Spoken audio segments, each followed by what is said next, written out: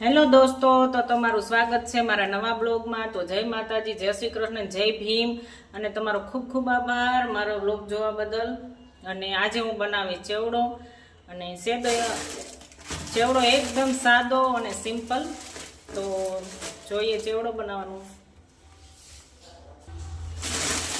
તો આ છે મમરા હું કાંઈ શેકી તળી બળી કાંઈ નહીં, ખાલી એમણાં જ આમાં નાખી દઈશ. કોથળી આપણે કાપી અને ડોલમાં નાખી દઈ. પછી જે વસ્તુ આમાં તળાતી જાય ને એમાં મમરા રહ્યા ને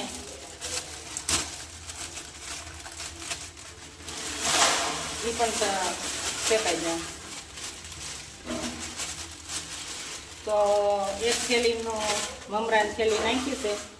આમાં એકદમ ચોખ્ખા જ છે, કોઈનો ટેન્શન, કોઈ પણ કાંઈ વસ્તુ ન હોય આમાં. અને આ છે મકાઈના પૌવા, આ સાબુદાણાના પૌવા, આ બટેટાની પતરી, અને આ ઝીણી ભૂંગળી, અને આ ચોખાના પૌવા. આ પૌવારિયા એ સ્પેશિયલ જે ચેવડાને આવે ને એ છે, ઓલા પૌવા બટેટા વાળા પૌવા નથી. તો પેલા આપણે મકાઈના પૌવા લઈ, પૌવા બધાય નહીં નાખું, જોતા પ્રમાણે જ નાખશું, કેમ કે હું આનો 2 વાર ચેવડો બનાવું છું.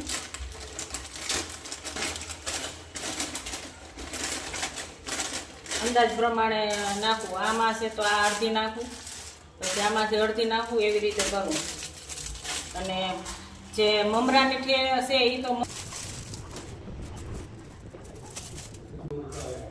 આ જારો લઉં છું, જેથી આ આપણે વીણવા ન પડે, ડાયરેક્ટ જો આમ રાખી અને તળી લઉં.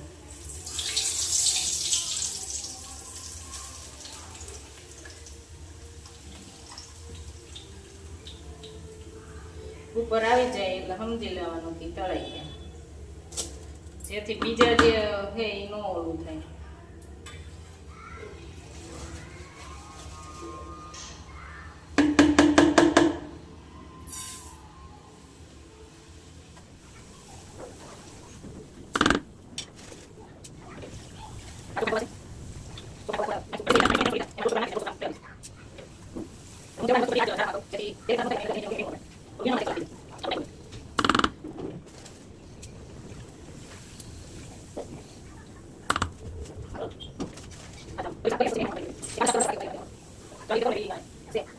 આપણે મકાઈના પૌવા તળી નાખી.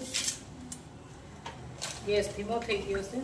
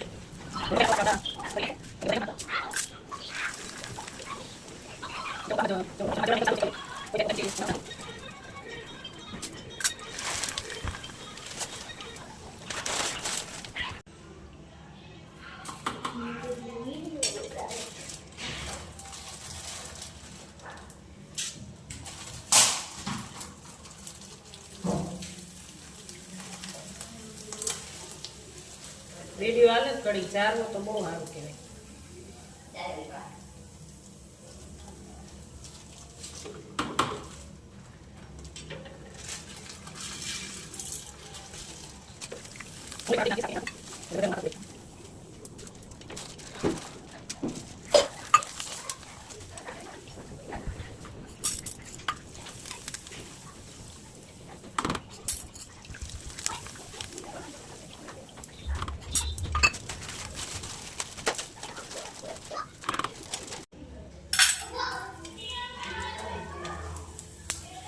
આ છે બટેકાની પતરી,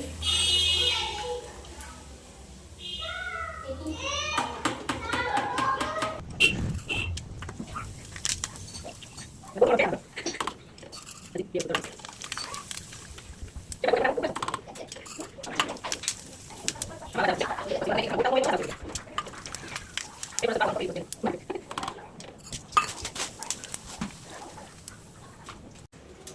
છે સાબુદાણાના પૌવા.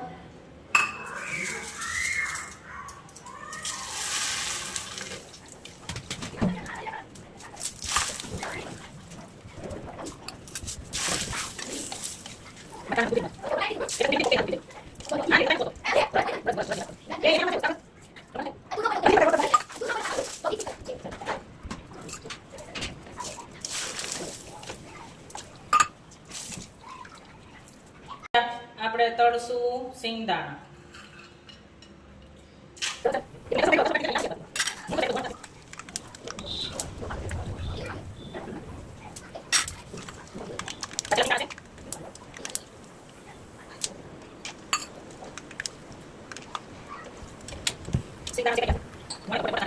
તો આપણે ચેવડામાં ખાલી હળદર નાખશું,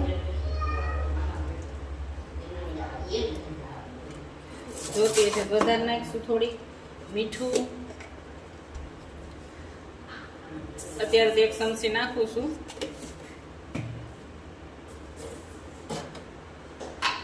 અને 1 ચમચી આપણે આ ચટણી અમારે તીખી છે એટલે 1 જ ચમચી, પણ તોય વધારે પછી નાખીશ.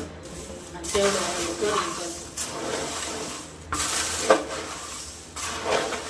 ચેવડામાં વધારે કાંઈ વસ્તુ નથી નાખતી, મીઠું, હળદર અને ચટણી એનો જે મસાલો આવે ચેવડાનો નાખતી.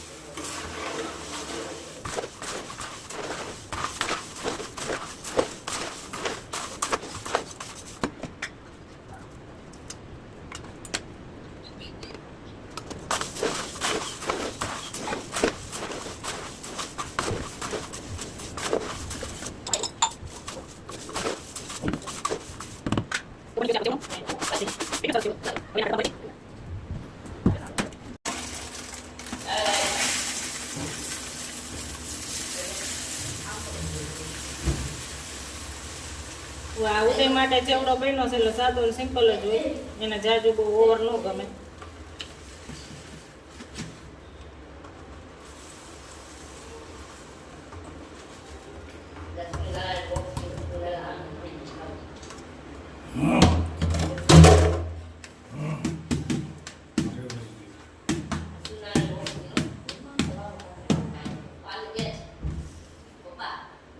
તો હું તો આવી રીતે ચેવડો બનાવું છું, ને તમે કેવી રીતે ચેવડો બનાવો છો એ મને કમેન્ટમાં જરૂર જણાવજો. અને થેન્ક યુ મારો વિડીયો જોવા બદલ, તમારો ખૂબ ખૂબ આભાર.